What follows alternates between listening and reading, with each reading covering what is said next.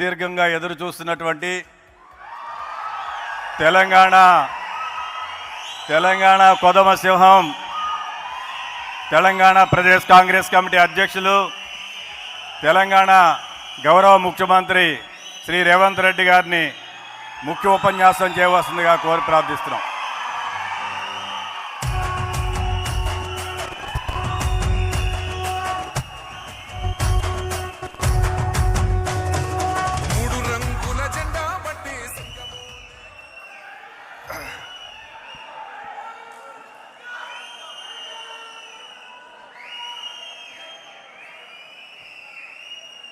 Doctor YS Rajasekhar Reddy గారి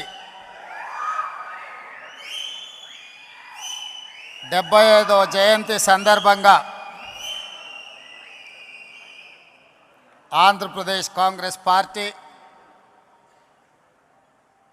మిత్రుడు గిడుగు రుద్రరాజు అధ్యక్షతన ఆంధ్రప్రదేశ్ కాంగ్రెస్ పార్టీ అధ్యక్షురాలు డాక్టర్ వైఎస్ రాజశేఖర్ రెడ్డి గారి కుమార్తె ఈ రాష్ట్ర అధ్యక్షురాలుగా ఈ కార్యక్రమాన్ని ఏర్పాటు చేసి ఈ కార్యక్రమంలో శ్రీ రాహుల్ గాంధీ గారిని ముఖ్య అతిథులుగా పాల్గొనమని ఆహ్వానించడం జరిగింది. ప్రాథమికంగా రాహుల్ గాంధీ గారు ఈరోజు ఈ సమయంలో ఈ కార్యక్రమంలో పాల్గొని డాక్టర్ వైఎస్ రాజశేఖర్ రెడ్డి గారి 75వ జయంతి వేడుకలలో మీ అందరి మధ్యన ఉండాలని వారు భావించారు. కానీ మణిపూర్లో ఉన్న ప్రత్యేక పరిస్థితుల్లో ఏఐసిసి కాంగ్రెస్ పార్టీ అధ్యక్షుడు మల్లికార్జున్ ఖర్గే గారి ఆదేశాల మేరకు వారు మణిపూర్ రాష్ట్ర పర్యటనకు వెళ్తూ నన్ను ఆదేశించడం జరిగింది. ఆంధ్రప్రదేశ్ కాంగ్రెస్ పార్టీ శ్రీమతి షర్మిలమ్మ గారు ఏర్పాటు చేసిన కార్యక్రమంలో నా ప్రతినిధిగా మీరు పాల్గొని మన వైపు నుంచి సంపూర్ణంగా గాంధీ కుటుంబం ఎప్పుడూ వైఎస్ఆర్ కుటుంబానికి ఆంధ్రప్రదేశ్ కాంగ్రెస్ పార్టీ కార్యకర్తలకు వైఎస్ఆర్ అభిమానులకు అండగా నిలబడతామని చెప్పి మీరు వెళ్ళి వాళ్ళ మధ్యలో నించొని చెప్పి రావాల్సిందిగా రాహుల్ గాంధీ గారు నన్ను ఆదేశించడం జరిగింది. నాతో పాటు ఈ కార్యక్రమంలో ఆంధ్రప్రదేశ్ ఇన్ఛార్జ్ మాణిక్ ఠాగూర్ గారు, తెలంగాణ ఇన్ఛార్జ్ దీపదాస్ మున్షి గారు, ఆంధ్రప్రదేశ్ మాజీ అధ్యక్షులు రఘువీరారెడ్డి గారు, డాక్టర్ కేవీపీ రామచంద్రరావు గారు, మా సహచర మంత్రివర్గ సభ్యులు, ముఖ్యంగా మా మిత్రుడు పట్టి విక్రమార్క గారు, మిగతా మంత్రివర్గ సభ్యులు అందరూ కూడా ఈ కార్యక్రమంలో పాల్గొని ఈరోజు ఈ వాతావరణం చూస్తుంటే ఎవరైనా ఎవరి కుటుంబంలో ఎంత దగ్గర వాళ్ళు చనిపోయినా నెలకో 2 నెలలకో 3 నెలలకో వారి జ్ఞాపకాలు మన నుంచి దూరం అవుతూ ఉంటాయి. కానీ డాక్టర్ వైఎస్ రాజశేఖర రెడ్డి గారు మన నుంచి దూరమైన 15 సంవత్సరాలైనా వారి జ్ఞాపకాలు ఇంకా మన మదిలో మెదులుతున్నాయి. వారిని శాశ్వతంగా మనం గుర్తుపెట్టుకున్నాము అంటే వారు నాయకుడుగా, సంక్షేమ సృష్టికర్తగా, అభివృద్ధి రాష్ట్రంగా నాడు ఉమ్మడి ఆంధ్రప్రదేశ్ను తీర్చిదిద్దడమే కాకుండా ప్రతి ఒక్క మన కుటుంబ సభ్యులలో ఒక కుటుంబ సభ్యుడిగా వారు మనలో బలమైన ముద్ర వేసిండ్రు. కాబట్టే ఈరోజు ఈ వేదిక మీద ఉన్న వాళ్ళు నిన్నగాక మొన్న వైఎస్ఆర్ గారిని కలిసినట్టు, ఆ కలిసినప్పుడు జరిగిన చర్చలను ఇక్కడ ప్రస్తావించినట్టుగా ఉండవల్లి అరుణ్ కుమార్ గారి నుంచి మొదలు పెడితే మాట్లాడిన వక్తలందరూ కూడా ఆనాటి జ్ఞాపకాలను ఈరోజు ప్రస్తావించారు. ఇది చాలా అరుదైన సందర్భం, అరుదైన అంశం. ఎంత గొప్ప నాయకుడైనా కొంతకాలానికి కాలక్రమేణా ప్రజల మదిలో నుండి దూరం అవుతూ ఉంటారు. కానీ డాక్టర్ వైఎస్ రాజశేఖర రెడ్డి గారి కాలం గడిచిన కొద్దీ, సంవత్సరాలు పోయిన కొద్దీ ఇంకా బలంగా పేదవాళ్ళ మదిలో, పేదవాళ్ళ గుండెల్లో ఇప్పటికీ గుర్తుండిపోయే విధంగా వారు ఉన్నారు అని అంటే, వారు ఉన్నప్పటికంటే ఈరోజు వారు లేని లోటు మనందరికీ కనిపిస్తుంది. కొన్నిసార్లు వ్యక్తులు ఉన్నప్పుడు వాళ్ళ గొప్పతనం మనకు అర్థం కాదు. కొన్నిసార్లు వాళ్ళు మనకు దూరం అయినప్పుడు, మనం వాళ్ళని కోల్పోయినప్పుడు వాళ్ళ విలువ తెలుస్తుంది. ఈరోజు 2 రాష్ట్రాలలో సంక్షేమమైన, అభివృద్ధి అయినా, ప్రజలతో మమేకమైన నాయకుడి గురించి చర్చ జరిగినప్పుడల్లా రాజశేఖర రెడ్డి గారు లేని లోటు ఈ సమాజం గమనిస్తుంది, ఈ సమాజం చర్చించుకుంటుంది. అందుకే ఈరోజు పార్టీగా ఆంధ్రప్రదేశ్లో కాంగ్రెస్ బలహీనంగా ఉన్న రాజశేఖర రెడ్డి గారి అభిమానులకు ఈ రాష్ట్రంలో కొదవలేదు, తెలంగాణలో కొదవలేదు. ఈరోజు అక్కడైనా ఇక్కడైనా లక్షలాదిగా వైఎస్ఆర్ అభిమానులు ఉన్నారు అని అంటే వారు బలమైన ముద్ర మనకు వారు ఇచ్చిండ్రు. ఇక్కడ వేదిక మీద ఉన్న మిత్రులందరికీ అధికారంలో ఉన్నప్పుడు కానీ, కాంగ్రెస్ పార్టీలో ఉన్నప్పుడు కానీ వాళ్లకు ఒకే రకమైన అనుభవాలు ఉన్నాయి. నాకు మాత్రం భిన్నమైన అనుభవం ఉంది వైఎస్ఆర్ గారితో. నేను మొదటిసారి 2007లో మొట్టమొదట స్థానిక సంస్థల నుంచి శాసనమండలి సభ్యుడిగా నేను కావచ్చు, మా మిత్రుడు భట్టి గారు కావచ్చు, లేదా మా గిడుగు రుద్రరాజు గారు కావచ్చు, లేదా పెద్దలు సిపిఐ నారాయణ గారు, వాళ్ళు ఎవరు ముఖ్యమంత్రిగా ఉన్నా, వాళ్ళతో కలిసి ఉన్నా, వాళ్ళతో కలిసి లేకపోయినా సమస్యల్ని గుర్తు చేసే విధానంలో మనమందరం చూస్తూ 2007 మొదటిసారి శాసనమండలి సభ్యుడిగా సభకు వెళ్ళినప్పుడు ఐఏఎస్కు, ఐపీఎస్కు ప్రిపేర్ అయ్యే వాళ్ళు కూడా రాత్రంతా చదివేవాళ్ళు నాకు తెలీదు. చదివితేనే ఐఏఎస్ అయ్యిండ్రో కాలేదో నాకు తెలీదు.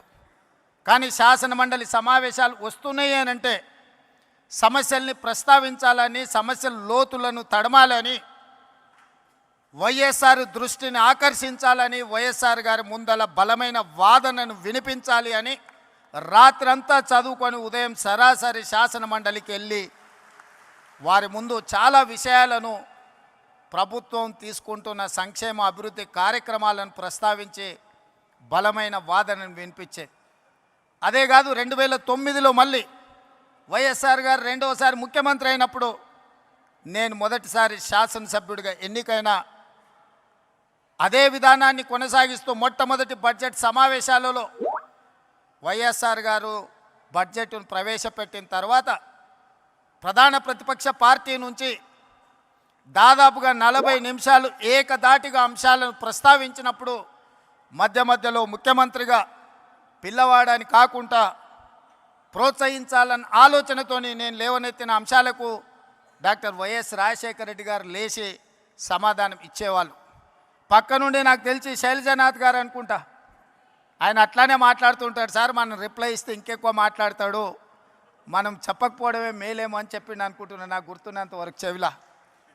కానీ వైఎస్ఆర్ గారు ఏమన్నారంటే, కొత్తగా సభలోకి వచ్చిన సభ్యులు అవగాహనతో మాట్లాడుతున్నప్పుడు మనం సమాధానం ఇవ్వడం ద్వారా వాళ్ళని ప్రోత్సహించాలి, తద్వారా నాయకత్వం బలపడుతుంది అని చెప్పి వైఎస్ఆర్ గారు ఆనాడు మాట్లాడినరు. ఈరోజు తెలంగాణ రాష్ట్ర ముఖ్యమంత్రిగా, సభానాయకుడిగా నేను అక్కడ కూర్చున్నప్పుడు మొట్టమొదట గుర్తు చేసుకున్నది వైఎస్ఆర్ గారు ఆ రోజు మాట్లాడిన విషయం. ఎవరైనా సభ్యులు సభలో కొత్తగా వచ్చినా కూడా వాళ్ళ అంశాలను ప్రస్తావించినప్పుడు వాటిని వినాలి, కొత్త సభ్యులు మాట్లాడుతున్నట్టు సభలో కూర్చోవాలి, ప్రభుత్వం వైపు నుంచి సమాధానం చెప్పడం అనేది అది మన బాధ్యత, నాయకుడి యొక్క లక్షణము అని చెప్పి వైఎస్ఆర్ నుంచి నేర్చుకున్న అనుభవం మాకున్నది. పాలకపక్షంలో, ప్రభుత్వంలో సంక్షేమం అభివృద్ధే కాదు, ప్రతిపక్షంలో ఉన్నప్పుడు మన పట్ల వైఎస్ఆర్ గారు వ్యవహరించిన తీరు కూడా ఈరోజు మనం ఆదర్శంగా తీసుకోవాల్సిన అవసరం ఉన్నది.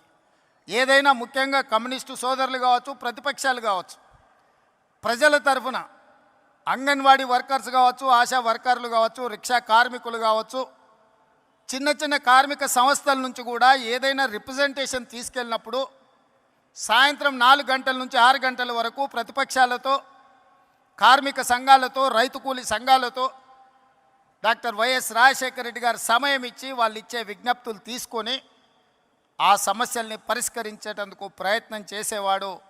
ఉదయం ప్రజలు ఎవరు వచ్చినా ప్రజా దర్బార్లో వాళ్ళు ఇచ్చే విజ్ఞప్తులు తీసుకునేవాడు. ఆ విధంగా ప్రతిపక్ష నాయకుడిగానే కాదు, రాష్ట్ర ముఖ్యమంత్రిగా నాడు వారు ఒక చెరగని ముద్ర వేసిండ్రు. కాబట్టే ఈరోజు వేలాదిగా మీరు ఈరోజు ఇక్కడికి వచ్చి రాజశేఖర రెడ్డి గారి 75వ జయంతిలో మీరందరూ పాల్గొన్నారు. ఇవాళ ఈ రాష్ట్రంలో ప్రత్యేకమైన పరిస్థితులు ఉన్నాయి. దేశంలో ఏ రకమైన పరిస్థితులు ఉత్పన్నమైనవో ఈ రాష్ట్రంలో కూడా అలాంటి పరిస్థితులే ఉన్నాయి. దేశంలో ఉన్న పరిస్థితులను 2003 సంవత్సరంలో డాక్టర్ వైఎస్ రాజశేఖర రెడ్డి గారు ఇచ్చాపురం నుంచి, చేవెళ్ళ నుంచి ఇచ్చాపురం వరకు 1475 కిలోమీటర్లు ఎర్రటెండలో ఏ పాదయాత్ర అయితే చేసి ప్రజల దగ్గరికి వెళ్ళి ప్రజా సమస్యల్ని కనుక్కొని 2004లో ప్రభుత్వాన్ని ఏర్పాటు చేసి ప్రజలకు చేరువైండో, అదే స్ఫూర్తితో 20 సంవత్సరాల తర్వాత సరిగ్గా 2023లో రాహుల్ గాంధీ గారు డాక్టర్ వైఎస్ఆర్ గారి స్ఫూర్తితోని కన్యాకుమారి నుంచి కశ్మీర్ వరకు 4000 కిలోమీటర్లు మండు టెండల్లో, మంచు కొండల్లో పాదయాత్ర చేస్తూ ప్రజల దగ్గరికి వెళ్తూ ప్రజా సమస్యల్ని తెలుసుకుని ప్రజా సమస్యల మీద పోరాటం చేయడంతో కర్ణాటక రాష్ట్రంలో కాంగ్రెస్ అధికారంలోకి వచ్చింది, తెలంగాణ రాష్ట్రంలో కాంగ్రెస్ అధికారంలోకి వచ్చింది, హిమాచల్ ప్రదేశ్లో కాంగ్రెస్ పార్టీ అధికారంలోకి వచ్చింది. కేంద్రంలో 100 సీట్లు గెలిచి ప్రధాన ప్రతిపక్ష పాత్ర పోషించి ఈరోజు మొన్న జరిగిన పార్లమెంట్ సమావేశాలలో నరేంద్ర మోడీ గారిని మన నాయకుడు రాహుల్ గాంధీ గారు నిలదీసిన విధానం, ఆనాడు 99లో రాజశేఖర రెడ్డి గారు ప్రతిపక్ష నాయకుడు పోషించిన పాత్ర, ఈనాడు రాహుల్ గాంధీ గారు పోషిస్తున్న పాత్రను మనం పోల్చి చూసుకోవచ్చు.